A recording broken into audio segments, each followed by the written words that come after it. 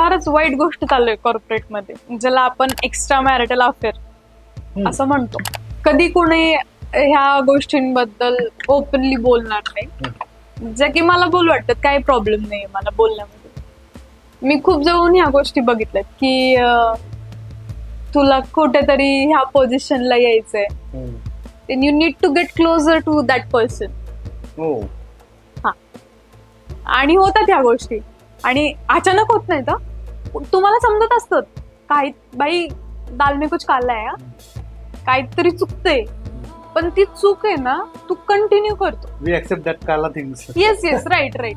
आणि तू काय करतो माहितीये का, हा ठीक आहे चल मला काहीतरी पुढे भेटे ना, हे डोक्यात बसलंय तुझ्या.